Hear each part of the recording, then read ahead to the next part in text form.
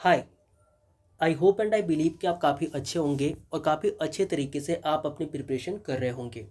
ये हमारी C A P F assistant commandant 2026 की थर्ड वीडियो है और इस थर्ड वीडियो के अंदर बेसिकली मैं आपको बताने वाला हूँ कि वो कौन सी 10 मिस्टेक हैं जिनको अगर आप अवॉइड करते हो ना तो आपके पेपर 2 के अंदर जो ग्रामर का सेक्शन होता है ना, इस ग्रामर के सेक्शन के अंदर आप काफ़ी अच्छा स्कोर कर सकते हैं। अगर मैं आपको एक छोटा सा एग्जांपल दूँ ना, जैसे कि कई सारे स्टूडेंट क्या करते हैं, एक बड़ा छोटा सा माइन्यूट सा मिस्टेक करके आ जाते हैं जिसके वजह से उनके पेपर 2 के मार्क्स जो है वो डिडक्ट हो जाते हैं। फॉर एग्जाम्पल आप देखो यहाँ पर एक सेंटेंस है जो कि लिखा हुआ है the child is playing in its room.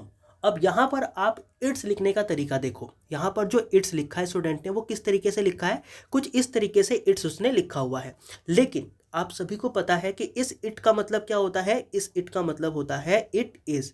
लेकिन हमें यहाँ पर उसका पोजीशन शो करना है, उसका अधिकार दिखाना है। तो यहाँ पर इट्स कैसा आएगा, तो यहाँ पर जो इट्स आएगा वो कुछ इस तरीके का आएगा। तो ऐसे ही बहुत सारी चीज़ें इस वीडियो के अंदर हम जानने वाले हैं और सीखने वाले हैं कि हम अपने पेपर 2 के अंदर आखिर ग्रामर सेक्शन के अंदर वो कौन सी छोटी छोटी मिस्टेक्स हैं जिनको अगर हम सुधार लेते हैं तो कहीं ना कहीं हमारा ओवरऑल स्कोर जो होगा वो काफ़ी अच्छा हो जाएगा और हम कम से कम 10 मार्क्स तो है ना वो अपना इंक्रीज कर सकते हैं। किसके अंदर, तो ग्रामर सेक्शन के अंदर। ठीक है, तो आइए भी स्टार्ट करते हैं पढ़ना और जानते हैं कि वो कौन सी चीज़ें हैं जिनकी वजह से हमारे पेपर 2 के जो मार्क्स है वो डिडक्ट होते हैं और कैसे हम उन मार्क्स को क्या कर सकते हैं और अच्छा कर सकते हैं। तो यहाँ पर देखो, मैंने आपके लिए सी ए पी एफ पेपर 2 का 2025 के अंदर जो हमारा एग्जाम हुआ था सी ए पी एफ का, उसका यहाँ पर स्क्रीनशॉट भी लिया है और उसको करेक्ट करके दिखाने के लिए भी मैंने यहाँ पर बहुत सारे चार्ट, बहुत सारे डायग्राम भी बनाए हैं जिससे कि ओवरऑल आपको आइडिया लग सके कि मैं आपको क्या चीज़ें बताने वाला हूँ और कौन से मिस्टेक्स हमें अवॉइड करनी चाहिए। ठीक है ना। तो सबसे पहले हम आते हैं क्वेश्चंस के ऊपर। देखो, जब भी आप सी ए पी एफ के अंदर जाओगे ना, आपके एग्जाम के अंदर जो 6 नंबर का क्वेश्चन होता है, पेपर 2 की मैं बात कर रहा हूँ, वो होता है हमारे इंग्लिश ग्रामर का क्वेश्चन। जैसे यहाँ पर देखना कि 6 का ए क्वेश्चन, यानी कि जो हमारे जैसे कि मैंने, अगर आपने पेपर 2 का ओवरव्यू देखा होगा जो कि वीडियो मैं यहाँ पर डिस्क्रिप्शन में दे भी दूंगा, तो उस वीडियो के अंदर मैंने आपको क्या बताया था कि क्वेश्चन नंबर 6 से हमारे पेपर 2 में क्या होता है, ग्रामर के क्वेश्चन आने स्टार्ट हो जाते हैं। सबसे जो पहला हमारा सेगमेंट होता है ग्रामर का वो होता है rewrite the sentence as directed. मतलब कि जिस तरीके से सेंटेंस में हमें डायरेक्शन दी गई होती है, बिल्कुल उसी तरीके से हमें क्या करना होता है, सेंटेंस को रीराइट करना होता है, लिखना होता है। अब इसमें किस तरीके के क्वेश्चन पूछे जाते हैं, अगर आप यहाँ पर देखोगे तो चेंज द वॉइस यानी कि एक्टिव पैसिव का क्वेश्चन पूछा जाता है। यूजिंग टू एंड टू यानी कि टू और टू का यूज करके आपको सेंटेंस को चेंज करना है, इस तरह के क्वेश्चन पूछे जाते हैं। Use of the correct tense यानी कि टेंस के ऊपर क्वेश्चन पूछे जाते हैं। जैसे अगर आप यहाँ पर देखोगे तो क्या लिखा हुआ है, सी live in the colony since 2011। कह रहा है कि वो इस कॉलोनी के अंदर 2011 से रहती है। ठीक है ना, 2011। अब क्या है, ये फिक्स टाइम है और जब भी फिक्स टाइम होता है तो हम क्या यूज करते हैं, प्रेजेंट परफेक्ट कॉन्टिन्यूअस टेंस, क्योंकि यहाँ पर रहने की भी बात हो रही है ना। तो प्रेजेंट परफेक्ट कॉन्टिन्यूअस टेंस यानी कि लिव तो हमें लगाना है, लेकिन लिव के साथ साथ हमें क्या लगाना होगा, she has been living in this colony since 2011। तो इस तरीके के हमें टेंसेस के बारे में भी पता होने चाहिए। तो टेंस हो गया, टू एंड टू का यूज हो गया, वॉइस हो गया, इन सभी से क्वेश्चन आपके एग्जाम में पूछे जाते हैं। इसके अलावा अगर मैं आपको दिखाऊं तो आप यहाँ पर देख लो, क्वेश्चन क्या आया है, यूज द करेक्ट प्रेपोजिशन, यानी कि आपको करेक्ट प्रेपोजिशन का यूज करके क्या करना है, यहाँ पर इस गैप को फिल करना है। अगर आप यहाँ पर देखोगे तो क्या दिया हुआ है, आपके पास जो वर्ड है वो है अक्वेंटेड। अक्वेंटेड का मतलब सभी को पता होता है। ठीक है, अक्वेंटेड का मतलब सभी को पता है। अब ये जो हमारा अक्वेंटेड है ना, इससे अगर आपसे प्रीफिक्स प्रेपोजिशन अगर नहीं याद है, इसका मतलब कि आपकी प्रिपरेशन अच्छी नहीं है। सभी को पता है कि अक्वेंटेड के साथ फिक्स प्रेपोजिशन क्या आती है, विद आती है, न कि टू। तो वे समय विद लगा के और पूरे के पूरे सेंटेंस को वापस से लिख देना था, तो ये हमारा क्या हो जाता, बिल्कुल करेक्ट हो जाता। ऐसे ही अगर आप यहाँ पर देखोगे तो fill in the blank with the appropriate preposition, यहाँ पर भी क्या करना है, एप्रोप्रिएट प्रीपोजिशन से क्वेश्चन पूछा गया है, इनडायरेक्ट स्पीच से क्वेश्चन पूछा गया है। तो वॉइस से भी पूछा जाता है, डायरेक्ट एंड इनडायरेक्ट स्पीच से भी क्वेश्चन पूछा जाता है। Correct form of the verb यानी कि वर्ब की करेक्ट फॉर्म से क्वेश्चन पूछा गया है। आप देखो कितना इजी सा क्वेश्चन क्वेश्चन है, अगर आप इस पे ध्यान दोगे, यहाँ पर क्या वर्ड यूज़ किया गया है, लास्ट मंडे। लास्ट मंडे क्या बताता है, सिंपल पास्ट, और सिंपल पास्ट में क्या हैज़ आएगा, नहीं आएगा, केवल क्या आएगा, कंप्लीटेड आएगा। तो इतने ईजी क्वेश्चन आते हैं आपके CAPF एग्जाम के अंदर, ग्रामर के अंदर। तो बस ये चीज़ें मैंने आपको बता रहा हूँ, ये कैसे करना है अभी मैं आपको वापस से हर एक चीज़ एक्सप्लेन करूँगा, बस मैं आपको बता रहा हूँ कि क्वेश्चन आते कैसे हैं। इसके अलावा अगर आप देखोगे तो क्वेश्चन टैग से क्वेश्चन पूछा जाता है, इसके अलावा कंजंक्शन से क्वेश्चन पूछा जाता है, ठीक है ना। He lost his balance and fell off the bicycle, मतलब कि उसने क्या किया, अपना बोल सकते हो कि बाईसाइकिल के ऊपर बैलेंस खो दिया और इसके वजह से वो गिर गया। तो यहाँ पर इस तरीके के एप्रोप्रिएट कंजंक्शन से क्वेश्चन पूछे जाते हैं। कंबाइन करने के लिए क्वेश्चन पूछा जाता है कि भैया इन दो सेंटेंसेस को क्या करो, आप आपस में कंबाइन कर दो। तो इस तरीके के क्वेश्चन आपके एग्जाम में पूछे जाते हैं। इसके अलावा अगर मैं बात करूं तो आप यहाँ पर देखो, इसके अलावा जो 6 में क्वेश्चन पूछा जाएगा वो कैसे पूछा जाएगा, वो आप सब पूछा जाएगा जो आपके ईडियम और फ्रेजेस हैं उनसे, मतलब कि फ्रेजल वर्ब दिया जाएगा, उस फ्रेजल वर्ब के ऊपर आपको एक सेंटेंस बना के लिखना होगा। जैसे कि ब्रेक डाउन हो गया, लुक आफ्टर हो गया, बियर अपॉन हो गया, स्टैंड बाई हो गया, इंटर इनटू हो गया। अब ये इतने ईजी और इतने जेनेरिक फ्रेजेस है जो कि हम यूज़ करते ही करते हैं, तो इतना कोई टफ नहीं आता, बस हमें पता होना चाहिए कि हमें पढ़ना क्या है, ठीक है ना। ऐसा नहीं कि हम बहुत खतरनाक लेवल के फ्रेजेस पढ़ रहे हैं, हमें इन जर्नल फ्रेजेस को भी पढ़ के क्या हो जाएगा, हमारा एग्जाम क्लियर हो जाएगा, क्योंकि आते ये जर्नल फ्रेजेस ही हैं। इसके बाद हमारे पास आता है क्वेश्चन नंबर 6 का C। इसके अंदर अगर आप देखोगे तो क्वेश्चन क्या है, यहाँ पर आपको जो चीज़ें हैं ना उनको करेक्ट करके क्या करना है, लिखना है। अगर इसमें कोई भी चीज़ ऐसी हो जो कि कैसी हो, अननेसेसरी हो, उसको आप चेंज करके लिखेंगे। अगर मान लो कोई चीज़ है जो कि ज़रूरी है, गलत नहीं है, तो फिर आप उसे चेंज नहीं करोगे। काफ़ी पहला क्वेश्चन जो कि सब ने देखा होगा, ठीक है ना, काफ़ी जेनरिक है, हर एक बुक के अंदर ये मिल जाएगा आपको। तो ये क्वेश्चन पूछा गया था कि all that glitters is not gold. अब यहाँ पर देखो गिल्टर जो लिखा हुआ है ना, ये करेक्ट सिंगुलर वर्ब नहीं है। इसका करेक्ट सिंगुलर वर्ब क्या होता है, अगर आपने पढ़ाई करी होगी, आपने इस चीज़ को देखा होगा, नोटिस किया होगा, तो कहीं ना कहीं आपको पता होगा कि इसका जो करेक्ट हमारा होता है वर्ब, उसके अंदर क्या होता है। ये अगर मान लो गिल्टर्स यहाँ पर लिखा हुआ है, ठीक है ना, अगर मैं लिखूँ यहाँ पर गिल्टर्स, तो इसके अंदर आर के बाद एस भी आता है, तो ये एस यहाँ पर मिसिंग था, बस हमें एस लगा के सेंटेंस को हूबहू लिख देना था, तो ये बिल्कुल करेक्ट हो जाता। तो इस तरीके के आपसे एरर के भी क्वेश्चन पूछे जाते हैं। He asked him to look into, अब यहाँ पर देखो, यहाँ पर एरर है।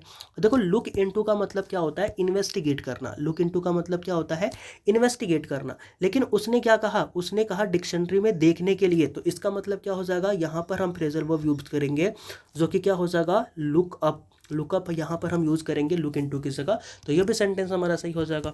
तो ऐसे ही अगर आप देखोगे यहाँ पर अनलेस भी है, नॉट भी है, तो बताओ दो नॉट एक सेंटेंस में आ सकते हैं क्या, नहीं आ सकते, तो इसको करेक्ट करके लिखना था। इसके अलावा देखो he liked you better than he likes me. अब यहाँ पर देखो, यहाँ पर कंपैरिजन वाला कंसेप्ट है, यहाँ पे हम यूज़ कर सकते हैं one of my friend are very much rich. अब देखो वन ऑफ के बाद कोई भी चीज़ जो आती है ये क्या होती है, अगर देख लो वन यहाँ पर है, ऑफ है, माई फ्रेंड है, तो ऑफ क्या हो गया, प्रेपोजिशन हो गया, और प्रेपोजिशन के बाद जो कुछ भी आएगा वो ऑब्जेक्ट आएगा, और प्रेपोजिशन के बाद पहले जो कुछ आएगा वो सब्जेक्ट आएगा। सब्जेक्ट क्या है, वन। वन कैसा होता है, सिंगुलर, तो सिंगुलर के लिए आर लगाओगे, नहीं सर, इज लगाएंगे। तो इज लगा के हम इस सेंटेंस को भी क्या कर सकते थे, सही कर सकते थे। तो कहने का मतलब है कि इस तरीके के हमारे एग्जाम में क्वेश्चन आते हैं, तो हमें ये सारी गलतियां नहीं करनी है। कौन सी, सबसे पहले देखो यहाँ पर हम आते हैं, ठीक है ना। अब हम बेसिकली सीखते हैं कि हमें क्या करना है, क्या नहीं करना है। सबसे पहले तो देखो आपको वॉइस अच्छे से पढ़ना है। वॉइस के क्वेश्चन हर साल आते हैं, कोई सा भी पेपर उठा के देख लो, वॉइस के क्वेश्चन आएंगे ही आएंगे, ठीक है ना। एक्टिव से पैसिव या फिर पैसिव से एक्टिव, तो वॉइस आपको अच्छे से करना है। वॉइस के जो रूल्स होते हैं ना, वो रूल्स आपको अच्छे से प्रिपेयर करके रखने पड़ेंगे। जब आप वॉइस को अच्छे से प्रिपेयर कर लेंगे तो इस तरीके के क्वेश्चन आपके एग्जाम में पूछे जाते हैं। He was elected as a captain, जैसे कि अगर आप देखोगे तो यहाँ पर वॉइस का क्वेश्चन क्या था, वॉइस का क्वेश्चन ये था कि we elect him the captain of the team. तो हम क्या कर सकते हैं, इसको हम चेंज द वॉइस, यानी कि अगर ये एक्टिव वॉइस में है, अगर आप यहाँ पर देखोगे ये एक्टिव वॉइस में है, तो इसको हम पैसिव वॉइस में चेंज करके क्या लिख सकते हैं, तो पैसिव वॉइस में हम चेंज करके लिख सकते हैं कि ही was elected the captain of the team, ठीक है ना। इस तरीके से हम क्या कर सकते हैं, इसको पैसिव वॉइस में चेंज करके लिख सकते हैं। इसके अलावा देखो टू और टू का कंसेप्ट, इसके अंदर क्या करना है, आपको एडजेक्टिव का नॉलेज होना चाहिए, ठीक है ना। टू एंड टू का जब यूज़ करते हो एडजेक्टिव का नॉलेज होना चाहिए। तो आपने वॉइस पढ़ लिया, आप एडजेक्टिव पढ़ोगे। इसके अलावा टेंस आपने देखा, टेंस से क्वेश्चन कैसा था ना, टेंस से क्वेश्चन जैसे कि सी हैज़ बीन लिविंग हम यूज़ करते। तो इस तरीके से क्या करना है, हमें टेंस के क्वेश्चंस पे भी ध्यान देने हैं। जैसे आपने देखा था पास्ट का था, और पास्ट के अंदर उसने क्या किया था, सिंपल पास्ट था लेकिन उसने हैज़ लगा रखा था, तो हैज़ को क्या करना था, हमें डिलीट करना था। तो इस तरीके से आपको टेंस की नॉलेज होनी चाहिए। प्रेपोजिशन, देखो प्रेपोजिशन में जैसे अक्वेंटेड के साथ फिक्स प्रेपोजिशन है, विद आता है, इसी तरीके से हमें फिक्स प्रेपोजिशन वाले क्वेश्चन पढ़े होने चाहिए। जितने भी फिक्स प्रेपोजिशन है अगर आप याद कर लेते हो, सारे नहीं याद करो कोई दिक्कत नहीं है, लेकिन जो आम तौर पर कॉमन है, जो जनरली एग्जाम में पूछे जाते हैं, जो मोस्ट कॉमन है, उनको तो कम से कम आपको पढ़ने होंगे। तो फिक्स्ड पेयर जो है आप अगर बनाएंगे, इन सारी चीज़ों को पढ़ेंगे, तो डेफिनेटली ये चीज़ें आपके एग्जाम में हिट होंगी और आपको कहीं ना कहीं हेल्प मिल जाएगी। फिर आता है डायरेक्ट से इनडायरेक्ट। अभी हम देख के आ रहे हैं कि डायरेक्ट इनडायरेक्ट से क्वेश्चन पूछा जाता है, तो डायरेक्ट इनडायरेक्ट के बारे में पता होना चाहिए, पास्ट टेंस के बारे में पता होना चाहिए। जैसे कि मैं अभी बता के आ रहा हूँ, क्वेश्चन टैग याद रखना, क्वेश्चन टैग से हर साल क्वेश्चन पूछे जाते हैं, तो क्वेश्चन टैग के ऊपर आप फोकस कर सकते हैं, ठीक है ना। क्वेश्चन टैग आपको पढ़ना चाहिए, पॉजिटिव से नेगेटिव, नेगेटिव से पॉजिटिव, किस तरीके से हम चीज़ें चेंज करते हैं। इसके अलावा कंजंक्शन, अभी हमने देखा ना कंजंक्शन से क्वेश्चन था बाईसाइकिल वाला, तो इसी तरीके से हमें कंजंक्शन टॉपिक पढ़ना चाहिए, क्योंकि कंजंक्शन से भी हमारे एग्जाम में क्वेश्चन पूछे जाते हैं, और कंबाइन करने वाले क्वेश्चंस के लिए भी आपको प्रैक्टिस करनी चाहिए।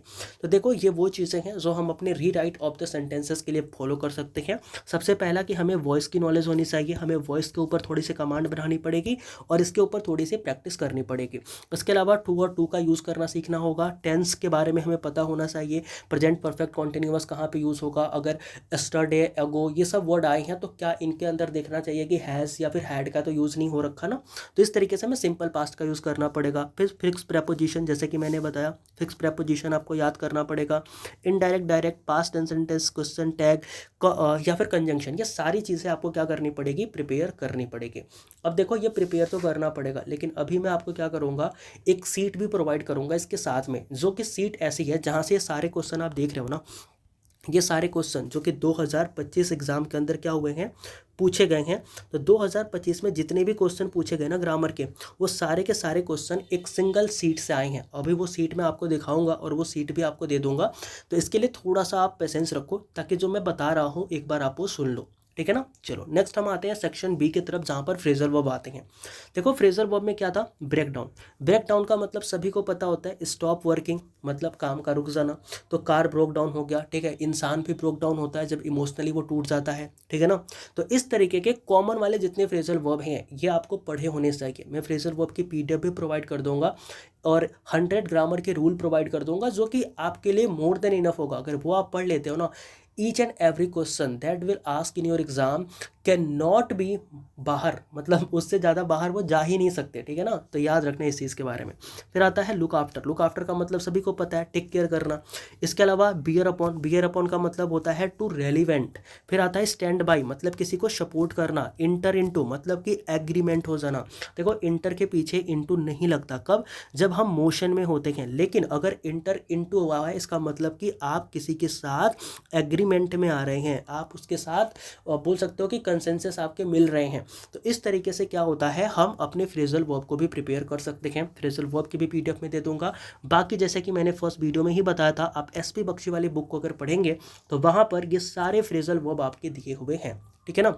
अब आते हैं जो हमारा सेंटेंस करेक्टमेंट था उसके अंदर, ठीक है ना। इसके अंदर क्या करना है, जैसे यहाँ पर एक टॉपिक था गिल्टर्स वाला, दिखाया था ना मैंने। अब गिल्टर्स में क्या होता है, एस यूज़ होता है, लेकिन उसने एस यूज़ नहीं किया था। तो आपको क्या करना होगा, यहाँ पर जो ये गिल्टर्स है इसमें एस यूज़ करके लिखना होगा। अब इसके लिए आप क्या करोगे सर, इसके लिए जितनी भी जर्नल चीज़ें हैं, जो बेसिक हमारा ग्रामर की अंडरस्टैंडिंग है, वो हमें पता होना चाहिए। सिंगुलर प्लूरल के बारे में पता होना चाहिए। यहाँ पर देखो डिक्शनरी वाले क्वेश्चन में क्या था, लुक इनटू था, लेकिन लुक अप लगाना पड़ेगा। लुक इनटू का मतलब इन्वेस्टिगेट करना, और लुकअप का मतलब सर्च करना, यानी कि हमें फ्रेजेस के बारे में भी नॉलेज होनी चाहिए। तो जब आप फ्रेजल वर्ब पढ़ोगे तो कहीं ना कहीं आप देखो एक क्वेश्चन आप करेक्ट भी कर लोगे यहाँ पर भी, और उसके साथ साथ जो आपकी फ्रेजल वर्ब के क्वेश्चन है उसके अंदर भी आपको वो हेल्प कर ही देंगे। इसके बाद हम आते हैं अनलेस वाला। देखो मैंने तो बताया था ना, दो नेगेटिव एक साथ नहीं आ सकते, तो अनलेस ही अपोलोजाइज, तो ही डजंट अपोलोजाइज नहीं होगा, ही अपोलोजाइज होगा, क्योंकि अनलेस आपने लगा दिया तो ऑलरेडी वो नेगेटिव हो गया। तो डबल नेगेटिव से रिलेटेड आपके क्वेश्चन जैसे hardly, scarcely, you, unless, until, इन सब के रिलेटेड जो भी क्वेश्चन होंगे वो आपको पढ़ने चाहिए। फिर आते हैं पैरेलल।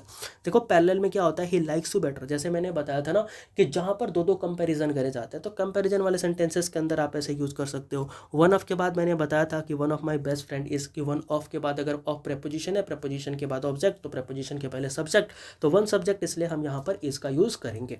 अब देखो क्विक मेमोरी रूल्स, आपको क्या क्या याद रखने हैं। सबसे पहले देखो सिंस और फॉर, अगर आप देखोगे तो सेंटेंसेस में सिंस एंड फॉर से काफ़ी क्वेश्चन पूछे जाते हैं। तो सिंस एंड फॉर के साथ आप हैज़ या फिर हैव बीन, इन सब का यूज़ करना देखोगे, एक बार क्वेश्चन में अगर आएगा तो आप देखोगे। फिर देखो लास्ट एंड यस्टरडे, अगर ऐसा क्वेश्चन में आ रखा है तो आप देखो कि अगर वो सिंपल पास्ट में है, अगर सिंपल पास्ट में है देन गुड, अगर नहीं है इसका मतलब एरर है, हमें चेंज करना पड़ेगा। वन ऑफ के बाद आप देखो सिंगुलर वर्ब है कि नहीं है, तो आप देखोगे सर सिंगुलर वर्ब नहीं है तो मतलब एरर है, उसको हमें करेक्ट करके लिखना पड़ेगा। ऐसे ही आपने अनलेस देखा तो आपने देखा सर दो नोट तो नहीं है, अगर दो नोट है तो फिर एक नोट को आप हटा दो, ठीक है, क्योंकि अनलेस खुद नेगेटिव है और नेगेटिव के साथ नेगेटिव आएगा नहीं, तो एक नोट तो बिल्कुल हटेगा ही हटेगा, इसलिए हमें यहाँ पे नोट हटाना पड़ेगा। अक्वेंटेड मैंने बताया जैसे फिक्स प्रेपोजिशन है, तो अक्वेंटेड के साथ विद आता है, तो इस तरीके के आप विद भी यूज़ कर सकते हैं।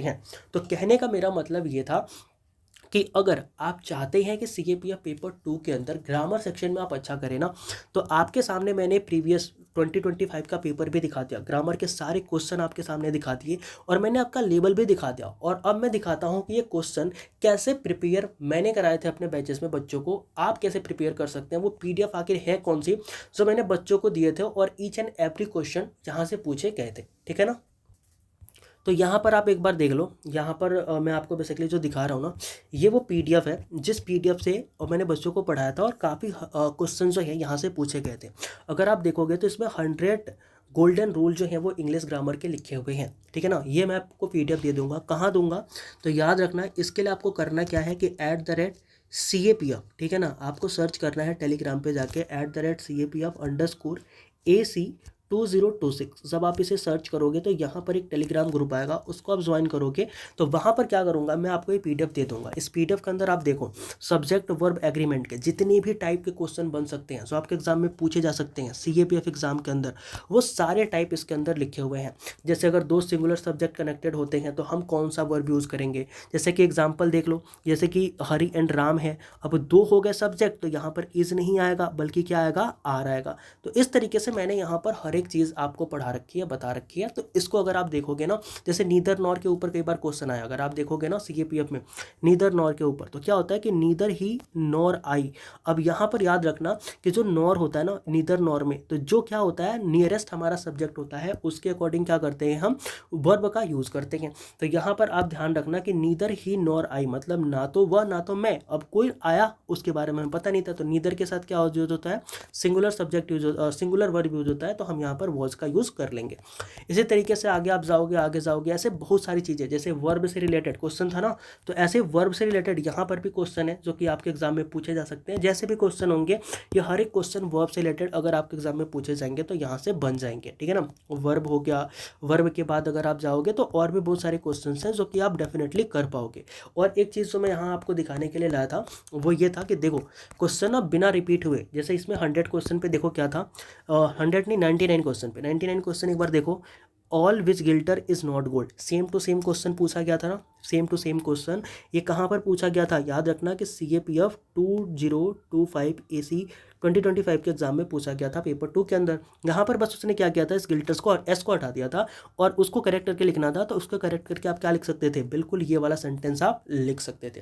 तो कहने का मतलब क्या है कि ये पीडीएफ मैं आपको प्रोवाइड कर दूंगा, बस आपको टेलीग्राम पे आना पड़ेगा। टेलीग्राम मैंने आपको बता ही दिया है कि CAPF_2026 अगर आप सर्च करोगे तो ये वो टेलीग्राम है जहाँ पर आपको ये पीडीएफ मिल जाएगी। और अगर आप जैसे मैंने बताया उन एरियाज़ पे अगर आप फोकस करोगे, जैसे कि मैंने बताया था, voice, two and two, tense, preposition, indirect conjunction, question tag, past indefinite, इन सब चीज़ों पे अगर आप फोकस करोगे, फ्रेजल वर्ब पे फोकस करोगे, सेंटेंस करेक्शन पे फोकस करोगे, और जो चीज़ें मैंने बताई उन सभी चीज़ों पे अगर आप फोकस करोगे, तो डेफिनेटली आपके पेपर 2 के अंदर जो ग्रामर्स के मार्क है ना, वो कहीं नहीं जाने वाले, वो 100% आपको मिल जाएंगे। I hope and I believe कि जो मैंने आपको बताया वो हर एक चीज़ आपको समझ में आई हो। मैं PDF आपको प्रोवाइड कर दूंगा, उसके लिए आप ग्रुप ज्वाइन कर सकते हैं। बाकी कोई भी डाउट आपके होते हैं तो you can comment and you can ask, and this video is very very important for all the CAPF aspirant. So please make sure कि आप इस वीडियो को शेयर करो, ताकि और भी लोग इस वीडियो को देख पाएँ, और जो मैं नोट्स प्रोवाइड कर रहा हूँ वो नोट्स हर किसी के पास हो, ताकि सभी के जो ग्रामर के क्वेश्चन है ना, वो काफ़ी ज़्यादा अच्छे हों, काफ़ी ज़्यादा करेक्ट हो। तो मिलते हैं अपने किसी नेक्स्ट वीडियो में, तब तक के लिए सभी को जय हिंद।